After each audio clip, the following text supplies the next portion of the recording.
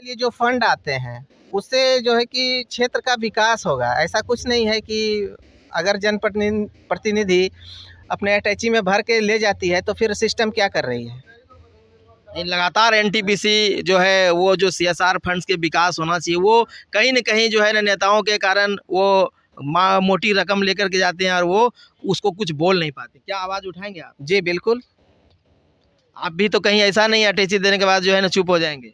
नहीं, ऐसी कोई बात नहीं है और मैं कोई प्रोफेशनल नेता नहीं हूँ, एक समाज सेवक के तौर पे आया हूँ और इसी तरह मैं समाज की सेवा करता रहूँगा। अच्छा, क्या चुनाव चिन्ह है आपका? अलमारी छाप है। अच्छा, कितने क्रम संख्या पे? 5 नंबर पे। क्या अंत में अपील करेंगे अपने जनता से?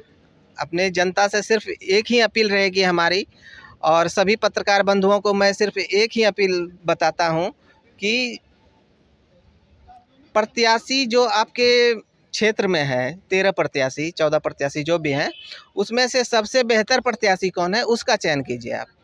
हम ये नहीं कहेंगे कि आप हमको वोट कीजिए। आपका जो सबसे बेहतर उम्मीदवार है, जिस उम्मीदवार की सोच आपको सबसे अच्छा लगे, और नेट का ज़माना है आज के डेट में, चेक भी कर सकते हैं कि आपके क्षेत्र का सबसे अच्छा प्रतिनिधि कौन है, आप उसका चुनाव कीजिए। धन्यवाद। जैसा कि अभी आपने निर्मल कुमार को सुना, उन्होंने साफ शब्दों में कहा है कि अगर आपके विधानसभा क्षेत्र में जो भी प्रत्याशी अच्छा नज़र आए, जिनकी सोच अच्छी हो, मंशा अच्छी हो, काम करने की जो है ना ललक हो, दृढ़ संकल्पित हो और क्षेत्र के जनता के बीच हमेशा दुख दर्द में शामिल हो, ऐसे उम्मीदवार को चुनिए और उसको चुन करके विधानसभा भेजिए ताकि आपके क्षेत्र का विकास कर सके, आपके समाज का विकास कर सके। अगर अभी तक आपने हमारे यूट्यूब चैनल को सब्सक्राइब नहीं किया, सब्सक्राइब कर लें, लाइक करें, फेसबुक पेज पर शेयर करें और हमारा प्यार, अपना प्यार बनाए रखें। तब तक के लिए बस यहीं रुकते हैं। धन्यवाद। उत्कर्ष भारत न्यूज़ देख रहे हैं और इस वक्त हम खड़े हैं अखंड भारतीय युवा पार्टी के उम्मीदवार निर्मल कुमार हमारे साथ हैं। चुनावी सरगर्मी तेज हो गई है, पहले चरण का मतदान हो गया है और दूसरे चरण के मतदान के जितने भी उम्मीदवार हैं ताबड़तोड़ मेहनत कर रहे हैं, अपने क्षेत्र में दौरा कर रहे हैं, बाइक रैली निकाल रहे हैं, तो कहीं न कहीं लोगों को अपना आशीर्वाद लेने के लिए घर घर पर जा करके प्रणाम कर रहे हैं, पैर छू रहे हैं। आइए हम निर्मल जी से बात करते हैं कि चुनावी सरगर्मी बहुत तेज़ हो गई है, दूसरे चरण का मतदान 11 तारीख को होना है और ऐसे में आप जो है एक युवा उम्मीदवार हैं और बाइक रैली भी आप निकाल रहे हैं। क्या लगता है इस कहलगांव विधानसभा जो बिल्कुल जो है दिलचस्प हो चुका है, रोचक हो चुका है, कई प्रत्याशी ऐसे हैं, महागठबंधन में भी प्रत्याशी हैं, एनडीए में भी हैं, तो आपको क्या लगता है उस बीच आप अपने आप को कहाँ खड़ा समझते हैं? बिल्कुल, काफ़ी बेहतर स्थिति में खड़ा समझता हूँ अपने आप को, क्योंकि पिछले 10-12 साल से लोगों के बीच में हूँ, तो फिर अब जो भी फैसला करेंगे लोग वो स्वीकार होगी मुझे। कहलगांव में युवा उम्मीदवार की लड़ाई है, युवा भरपूर मात्रा में है।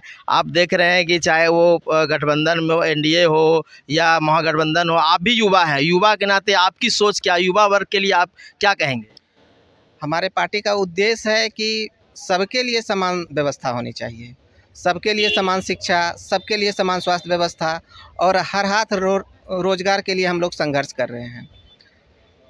यहाँ की जनता लगातार शिक्षा और रोज़गार, चूँकि युवा को रोज़गार चाहिए, शिक्षा चाहिए, लेकिन कहलगांव की धरती में पहले भी यहाँ पर विधायक रह चुके हैं, लंबे समय से रह चुके हैं, लेकिन जो यहाँ पर विकास होना चाहिए तो वो विकास मरहूम है। क्या उस विकास की गति को आप अगर चुनाव में जनता आपको समर्थन देती है, आशीर्वाद देती है, तो क्या आगे बढ़ाएंगे? जी बिल्कुल, जितने भी विधायक हैं, सांसद हैं या जो भी पार्टियां मतलब कि सत्ता में हैं या फिर विपक्ष में हैं, इन लोगों के पास विकास का कोई फॉर्मेट ही नहीं है और हमारे पास विकास का फॉर्मेट है और इसके माध्यम से हम लोगों को विकसित कर सकते हैं। अभी हमारे पास उतना व्यवस्था नहीं है, फिर भी हम कुछ लोगों को रोज़गार दिए हुए हैं। हमारा लक्ष्य है कि अगर मुझे क्षेत्र के प्रतिनिधि के तौर पे चुनते हैं लोग, तो प्रत्येक वर्ष 1000 युवा एवं युवतियों को हम लोग प्रशिक्षित करके लघु एवं कुटीर उद्योग के माध्यम से रोज़गार देने का काम करेंगे।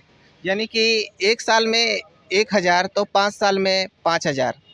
5000 लोग जब आपके क्षेत्र में कार्यरत होंगे तो फिर उनको पलायन नहीं करना पड़ेगा, वो लोग अपने परिवार के साथ रह सकेंगे। तो ये व्यवस्था हमारी पार्टी की सरकार बने चाहे ना बने, अगर मुझे एक प्रत्याशी के रूप में भी मौका मिलता है तो हम ये करके दिखाएंगे। मतलब पलायन बहुत बड़ा मुद्दा है यहाँ का। जी बिल्कुल। अच्छा, जिस तरह से आप यहाँ पर देख रहे हैं कहलगांव विधानसभा क्षेत्र में लगातार जो है वो सिंबल की लड़ाई होती है, तो क्या ऐसा नहीं है कि बिहार में लोग निर्दलीय भी जीत के जाते हैं और युवा चेहरे भी जीत कर जाते हैं? वैसे में अगर जिस तरीके से आपके ऊपर लोग यहाँ पर युवा साथी ज़्यादातर मात्रा में खड़े हैं, क्या लगता है कि लोगों ने मन बना लिया है आपको विधानसभा भेजने का? ये तो आप भी फील्ड में घूमते हैं, आपने भी देखा होगा कि स्थानीय जनप्रतिनिधि के प्रति लोगों का कितना आक्रोश है और लोग कितने गुस्से में हैं, वो चीज़ तो आपने भी कवर की होगी। तो मैं इसके विषय में विशेष तो ज़्यादा कुछ नहीं बोलना चाहूँगा। अच्छा, प्राथमिकता क्या होगी अगर आप चुनाव जीते हैं तो आपकी पहली प्राथमिकता क्या होगी क्षेत्रवासियों के लिए, क्या करेंगे आप? पहली प्राथमिकता होगी, मैंने बताया आपको कि प्रत्येक वर्ष 1000 युवाओं को प्रशिक्षित करके हम लोग रोजगार देने का काम करेंगे। बाकी जो बिजली, पानी, सड़क, रोड, नाला है, ये मतलब कि एक तरह से करना ही करना है। कोई भी सरकार आए, कोई भी जनप्रतिनिधि आए, उनका जो है कि नैतिक कर्तव्य होता है, वो तो होंगी, लेकिन साथ में जो हमारा लक्ष्य है प्रति वर्ष 1000 युवाओं को रोजगार उपलब्ध कराने का, उस पे फोकस रहेगा हमारा। अच्छा, एक कैंडिडेट अभी लगातार कहते हैं कि एनटीपीसी से सीएसआर की फंड आती है लेकिन उसकी विकास नहीं हो पाती है। कहीं न कहीं नेताएं जो है जीतने के बाद अटैची भर कर के हर महीने घर ले जाते हैं।